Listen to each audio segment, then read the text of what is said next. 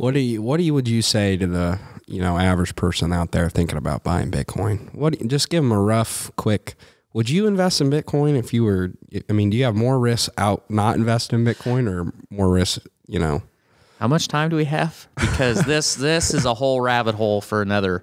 So I'm pretty bearish when it comes to the economy, the world economy, the dollar, inflation, pretty much everything, because we've printed so much money.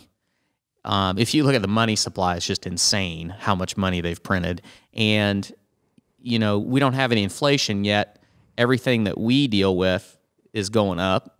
And that's why you're seeing, they can say whatever they want about lumber and this and that. It has a lot to do with the money supply. It's driving it. There is inflation. But a lot of people, and I was one of them, I was very skeptical of Bitcoin specifically, but crypto in general. And it's a hard thing to get your mind around.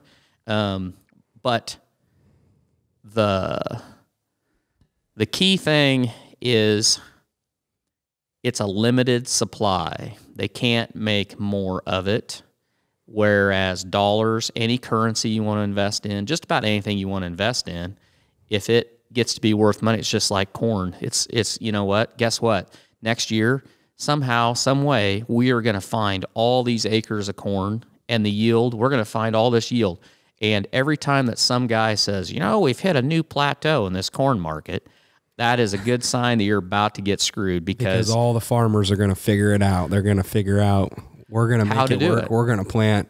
Yep, they're going to do it. They're going to make it work and get the crop. We've never met a time that we couldn't overproduce. And most stores of value are that way. They say gold's that way, but that's not necessarily true either because they're mining more of it all the time. The technology's getting better.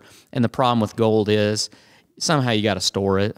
And it's real hard to go to the grocery store and whip out a big sack of gold and say, well, yeah, take a one ounce coin and tell them you want to make change for a gallon of milk. You can't do that. Right. Now, Bitcoin's a different deal. And, granted, you're not going to buy milk with it. You could if you wanted to in the right place, but you're not going to. But it's a limited supply. There's a limited amount of it. And as the value of fiat currency, that was a fancy word I used there, fiat currency. There you go. I've been listening to a few smart people throwing that stuff out there.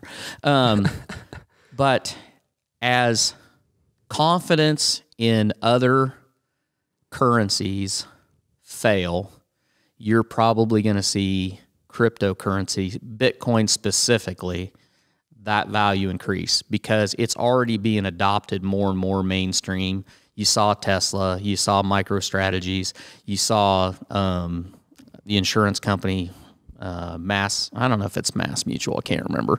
And there's been some others. And now you see these investment houses getting into it. Coinbase went public a few days ago, which is a big crypto exchange. In fact, I think MicroStrategy and Tesla, the Bitcoin that they own on their books, they bought it through Coinbase. So it's getting more and more mainstream. But if I was somebody that was sitting out there and I didn't know what to do, I'll tell you, and this applies to exactly what we're going to talk about today. The hardest thing is to start. And a lot of people get really caught up in, it's kind of like us starting this podcast where we sat around and we were like, well, it's got to be this and it's got to be this. It's got to be perfect. You got to have all the answers. Yeah. And we don't have all the answers. We don't have all the answers. We're just lucky that this barn hasn't caught on fire for as many things as we've got plugged into the power strips running around here. Yeah, exactly. But the important thing is to start. And the earlier you start, the better off you are. And you're going to make mistakes. But you know what? If you got $100 to put in Bitcoin, buy $100 worth. If you're putting $100 in your 401k or your mutual funds, or you're just buying individual stocks, you know what? If you're doing anything, you're better off than a lot of people that have no plan whatsoever. Yeah. So there's some good, I don't know whose quote it is, but I'm sure it's some war quote. It might be Winston Churchill, but in the absence of, basically any plan any plan is better than no plan at all. And so basically my thoughts on that is, if I didn't have any Bitcoin today, and Bitcoin's gone up a lot, you know, a year ago it was, I don't even know if it was 10,000. I think it was like 10 or 12,000, 15,000, something like that. And you look at that and you're like, well, gosh, I don't want to buy now because it's the high. Well, you know what? There's a heck of a lot of people out there that are buying Tesla today, and you could have bought Tesla for $7. In fact, there was a great article, I think it was in Barron's, some guy started buying Tesla 5 years ago. He started buying it for $7, $8, $9, and he's 39 years old, and he's got $12 million worth of Tesla. And wow, that'd be awesome. Well, I'm getting too far in because this all goes down to, you know, trusting yourself and doing your own homework and all that and whatever. But the important thing is just start. So, you know, Bitcoin is kind of a hobby of ours. It's something that we're really interested in. We kind of track.